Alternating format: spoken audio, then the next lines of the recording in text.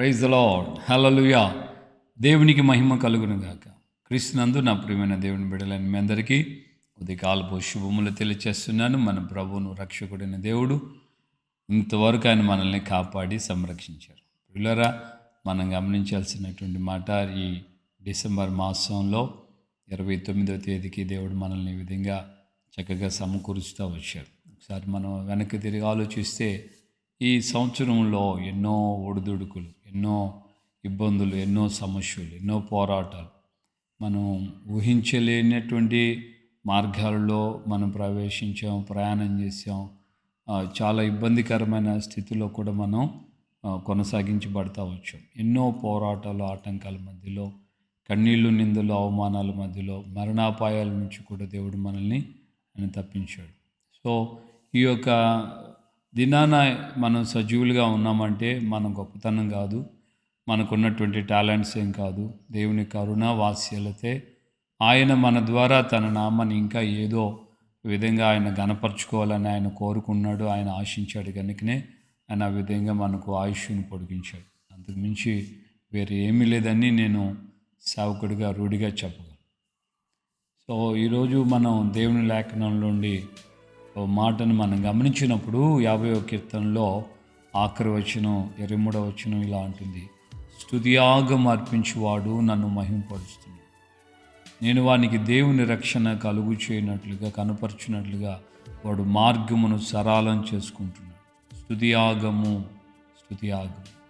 స్తుతియాగం అర్పించువాడు దేవుని మహింపరుస్తున్నాడు అని దేవుని లేఖనంలో ప్రభువు చెప్తున్నాడు. అదే గాడ్స్ డిజైర్, దేవుని కోరిక ఏంటంటే మనము స్తుతి యాగము అనేది ఆయనకి మనం చేయాలి. స్తుతులు చెల్లించటం ఆయనకి ఇష్టం, ఆయన కోరుకుంటున్నాడు. ఎస్ఐ చెప్పిన ఉపమానంలో 10 మంది కుష్ఠరోగులు శుద్ధులైరి కారా, మరి 9 మంది అక్కడ ఈ వచ్చి కృతజ్ఞత దేవునికి చెప్పిన వాడు ఒక్కడే దిను, వాడు సుంకరి. సో ఈ 10 మందిలో సుంకరికి మాత్రమే కృతజ్ఞతా బుద్ధి ఉంది. ప్రభువుకు తిరిగి వచ్చి ఆయన పాదాల మీద పడి ఆయనకి కృతజ్ఞతాస్తుతి చెల్లించిన, అయ్యా నిన్ను బట్టి, నీ ద్వారా, నీవు చెప్పిన మాట చొప్పున నాకున్న రోగమంతా తొలగిపోయింది, నేను బాగుపడ్డాను, నేను ఆరోగ్యవంతుడిగా ఉన్నాను అంటూ ఆయన దేవుణ్ణి గణపరిచాడు.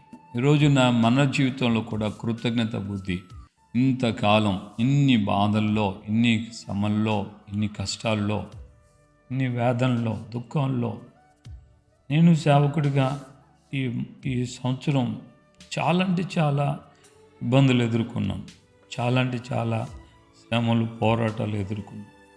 అన్ని పరిస్థితుల మధ్యలో కూడా దేవుడు ఒక తండ్రిలాగా, ఒక తల్లిలాగా తోడై ఉండి నాకు, నా భార్యకి, అలాగే నాతో ఉన్న సంఘ బిడ్డలో కొంతమందికి దేవుడు ఆరోగ్యాన్ని అనుగ్రహిస్తూ ఆయన రెక్కల నీళ్ళలో దాచి భద్రపరిచి ఈరోజున నీ వ్యక్తిగత జీవితంలో కృతజ్ఞత, దేవా ఇంతవరకు మీరు నన్ను కాపాడారు, ఇంతవరకు 29వ తేదీ వరకు నేను సజీవుడిగా ఉన్నానంటే నా బలమో, టాలెంటో, నా శక్తో, నా జ్ఞానం కాదు, ఇది కేవలం నీ కృప మాత్రమే అంటూ మనం దేవుని సన్నిధిలో ఆయన్ని మనం ఘనపరచబద్దులమైన దేవునికి మహిమ కలుగును గాక.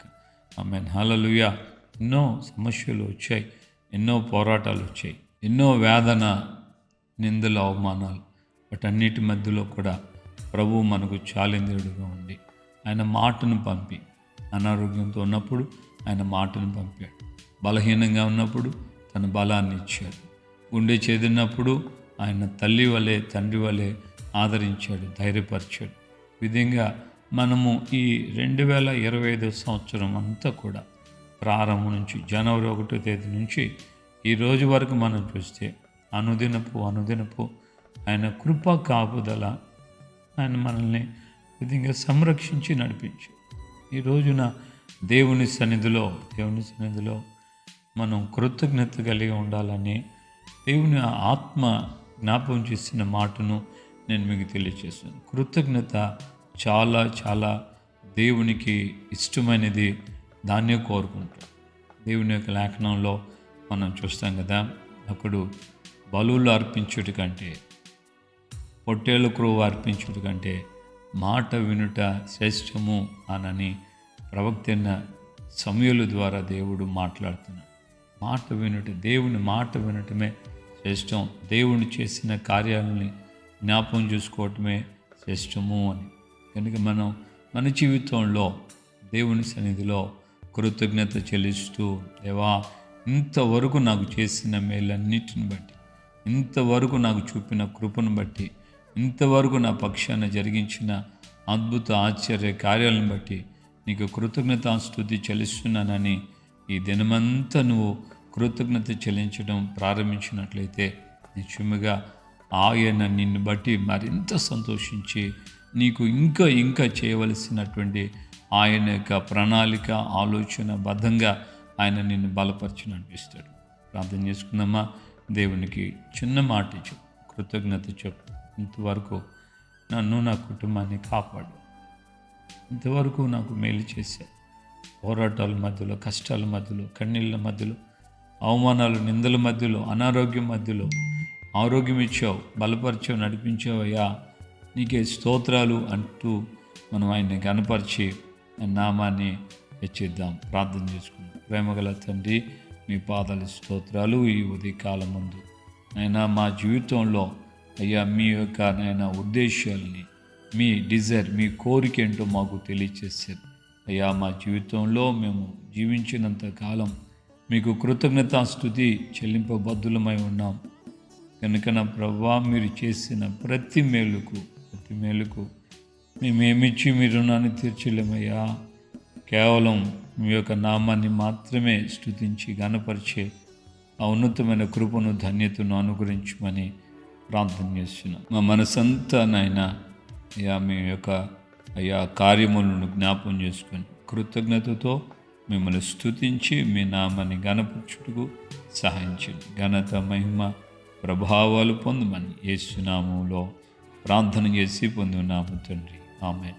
మన ప్రభువైన యేసుక్రీస్తు కృపయు, తండ్రి అయిన దేవుని ప్రేమ, పరిశుద్ధాత్మిక అన్యోన్య సహవాసం, సమాధానం ఇప్పుడు ఎల్లప్పుడూ సకల పరిశుద్ధులకి మనకును ప్రభు రాకడ పర్యంతం కృపతోడే ఉండి నడిపించునుగాక.